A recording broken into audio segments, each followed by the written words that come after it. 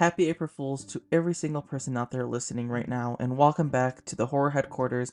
I know I've been gone for quite some time. I apologize.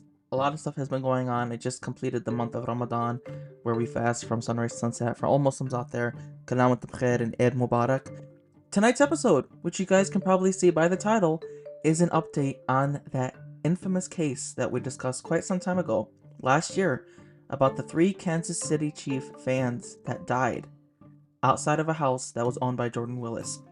I just discovered through many news reports that charges are being prosecuted against two different people. So whether you're on a jog, you're sitting at home, you're at work, whatever you may be doing, get ready because this is full of a lot of new information. So, wow, let's just jump right into it.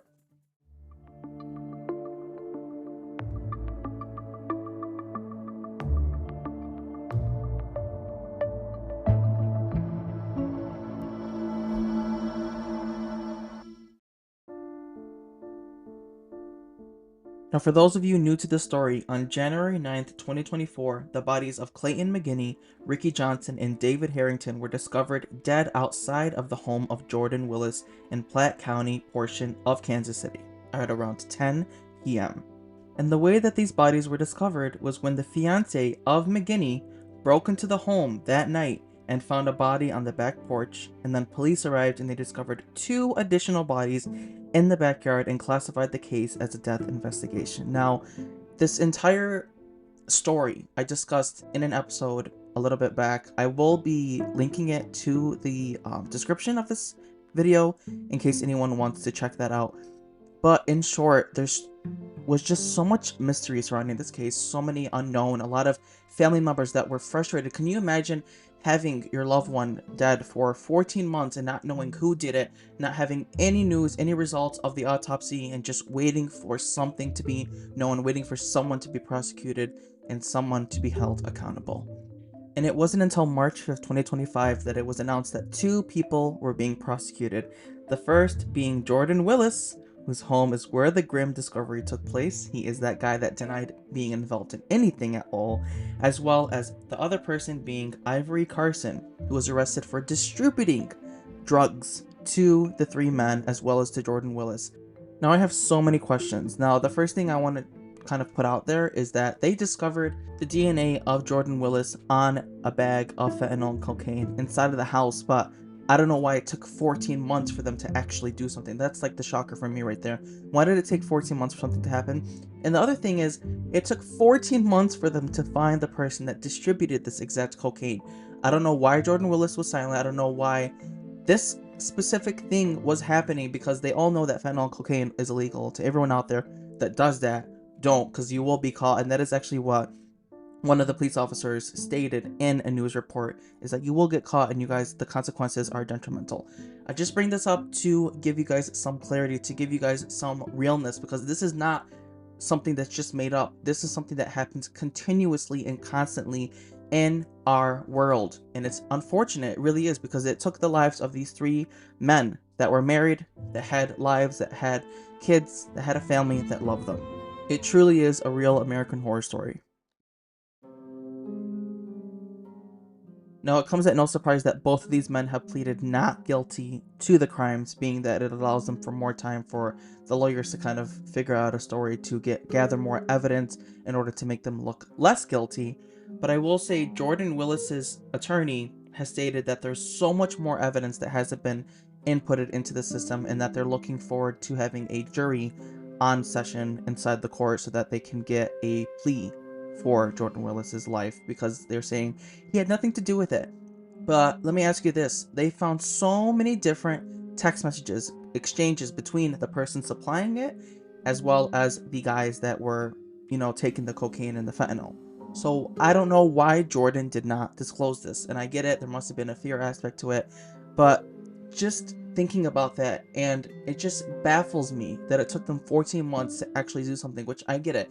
It takes a while. It does. As someone that has studied a little bit of law, has taken some law classes, the process is very extensive for it to be inputted, to be accepted into evidence, and for it to actually be shown in front of a judge. It does take a while, but I'm just surprised that Jordan wouldn't disclose this. Like, he apparently checked himself into a rehabilitation center, and he moved out of the house. That just made him look more suspicious. And now he's being charged. He's being charged with 3 different counts of involuntary slaughter, as is Ivory Carson. All 3 of the guys that died, by the way, just need to throw this out, they died of the fentanyl and cocaine combination toxicity. So, being that they were combined together, that is what inevitably killed them. What shocks me, another thing that shocks me about the previous episode that I discussed this, is that it took the guy 2 days to discover the body. Somehow he was knocked out for 2 days and he didn't even realize it. Like, how do you not notice that? How? That just, like, what? What? It just looks so stupid and guilty.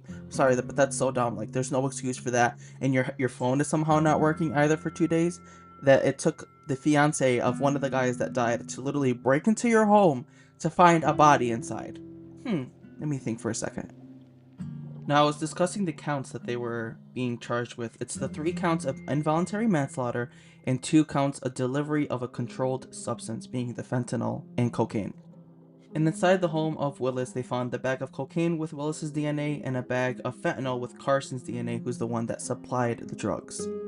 There was also some court documents from witnesses that stated they saw the men consuming alcohol, smoking marijuana, and using cocaine, and that these text messages showed that the men agreed to take these together with one another. And I guess Jordan Willis was the lucky one out of the 4. So out of 4 people, he was the lucky one, and the other 3 unfortunately died. And I apologize, I failed to mention that each one of these charges accounts for a maximum of 10 years in prison for both Ivory Carson and Jordan Willis. And if I'm being completely honest, I would not be surprised if Netflix or a different streaming service picked up this story and created a documentary out of it, because I just looked at my phone, and the day that I released an episode on this very death and this whole situation was January 24th, 2024. And there were 0 arrests, 0 suspects, and 0 people of interest. The fact that they didn't even arrest Jordan Willis, they didn't even take him into custody, that they said he had nothing to do with it, and that's something his attorney affirmed from day one, and that he still affirms till this day, that the police told him that he had absolutely nothing to do with the deaths of these 3 people. But that is what frustrated the family. That is what caused them to hire lawyers, to hire prosecutors, to gather evidence, to talk to witnesses on the specific case.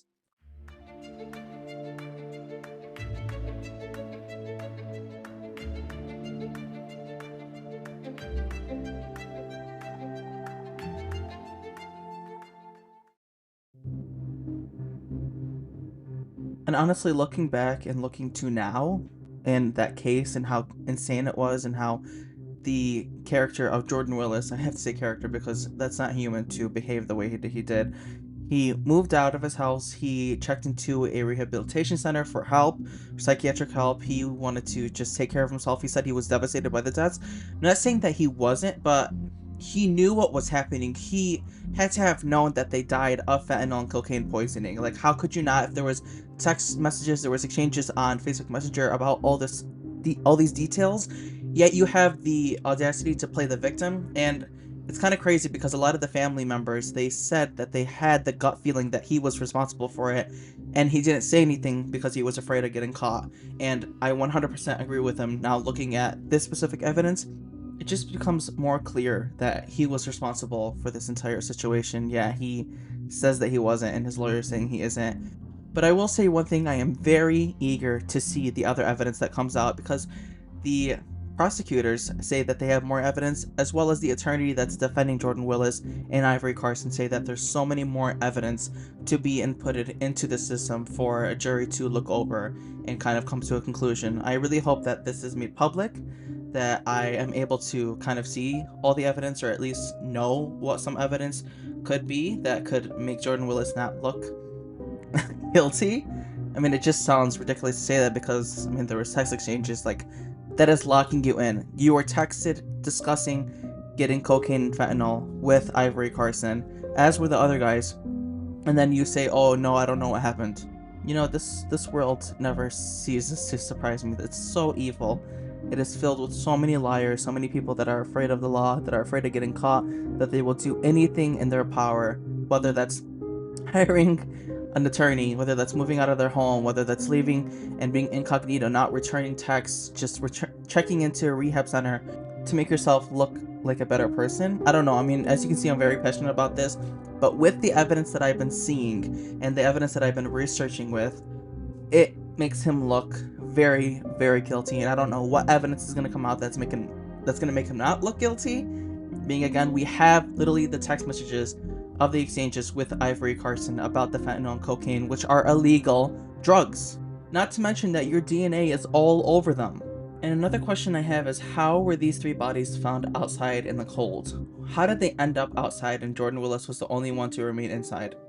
I've also just kind of skimmed the notes that I made from January 24th when I discussed the previous episode a year ago, and the lawyer refused to disclose if any of the guys were using drugs. And then finding out 14 months later that they were indeed using fentanyl cocaine just makes you look even more suspicious. On top of that, your own lawyer lied and they refused to disclose that. How do you not leave your house for 2 days? How do you not check your phone for 2 days? How do you not hear people knocking at your front door asking about their family members, asking about their fiance, asking for you to open the door, but the excuse that they're trying to use is that he had headphones in, that he was sleeping, that he didn't know about any of this? Like, honestly, listening back to all of this, do I sound crazy? To anyone listening, do I sound genuinely crazy? Because apparently this is a controversial opinion. A lot of people are surprisingly on the side of Jordan Willis, saying that it was just 4 guys that got together, they had fun, they got drunk, and they got high, and then unfortunately 3 of them died as a result of it. And Jordan Willis, he didn't know this was going to happen. He made a mistake, but he's not at fault for it. How can you say that? How can you, in your right mind, believe that he had no part in this, being those text messages that were exchanged? And I'm going to keep bringing this up because I will never understand how people are going to say that Jordan Willis is innocent unless more evidence comes out that those text messages were fake, that something else occurred that night, that he was threatened to ask about this fentanyl and cocaine.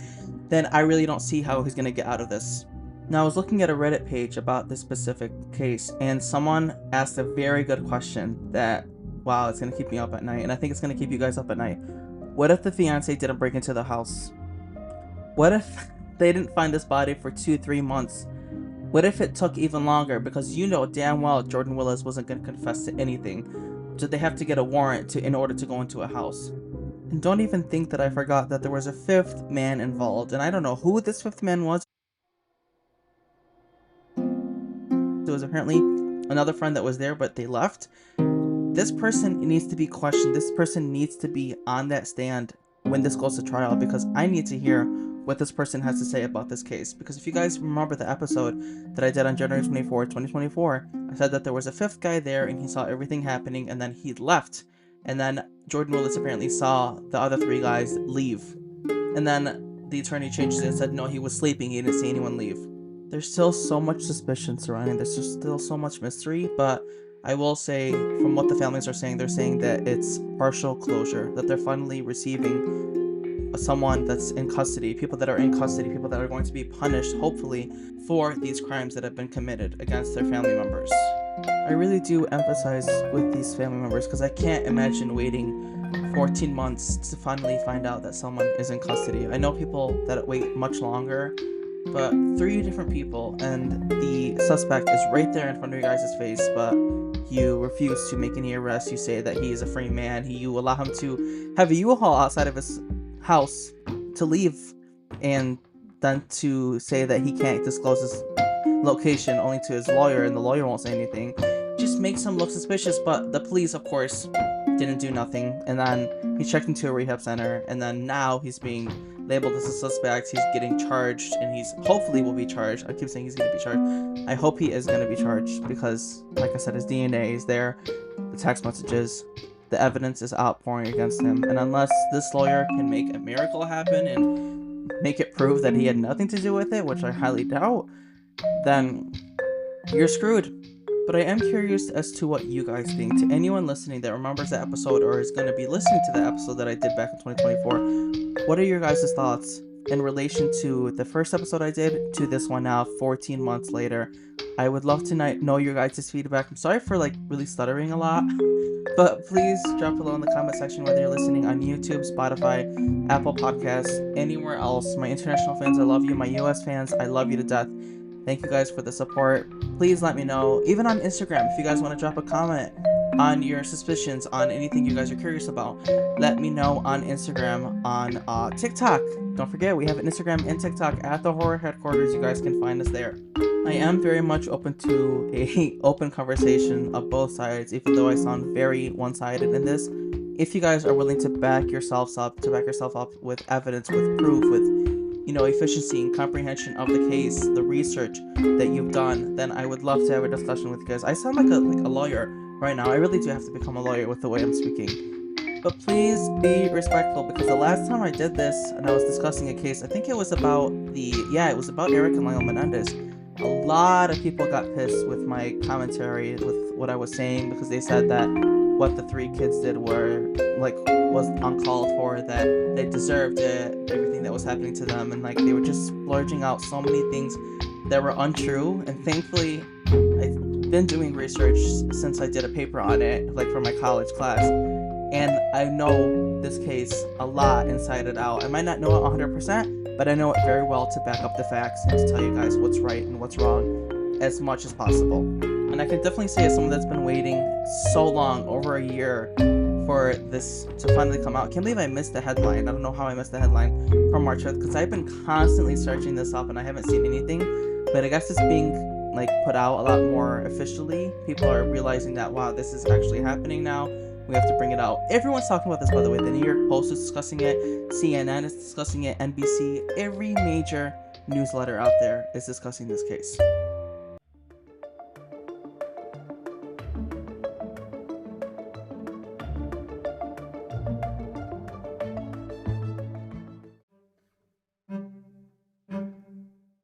That's really all for this episode 14. I'm sorry if it's super short. I know this is definitely one of the shortest episodes that I've done, but I can promise you guys there's so much more coming. I know I always say that. It's been a really crazy past month. I wish I could tell you guys how crazy it's been. It's been a mixture of good and bad, but I will say mostly good. I'm trying to be as optimistic as possible, but I'm so grateful to so many of you guys that have continued to stream previous episodes, people that are discovering my podcast through posts, through Instagram, through TikTok. I'm so blessed, and I love seeing everyone listening to the podcast, even when I don't release a new episode. Tell your friends, share it with your family members, you guys. I really do appreciate any and all support. If you're listening to this episode, please rate us on Apple Podcasts, on Spotify, subscribe to us on YouTube. I'm trying to get so many new things out to you guys.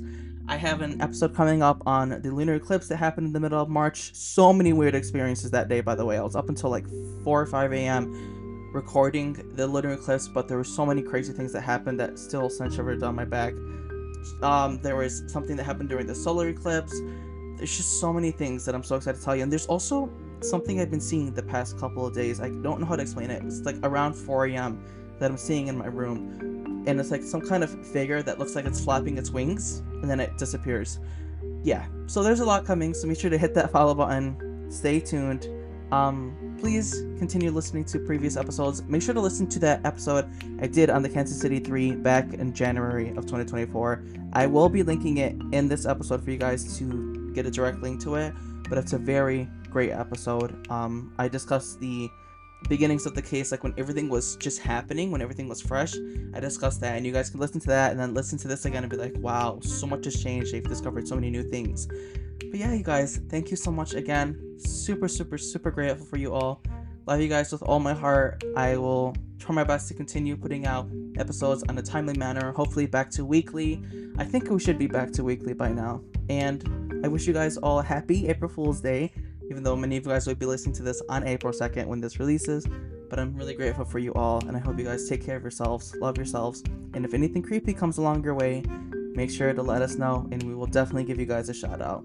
And if you guys drop a comment on our most recent post that's going to be about this episode, you guys will be getting a shout out in the next episode. So I will be picking one person that comments on the new post to shout out. And please comment, because a lot of times people don't comment. I know we're still small, but I would really appreciate if someone just commented. Let me know what you guys thought of the episode, anything at all. Thank you guys so much. Love you guys, and remember to tread very lightly.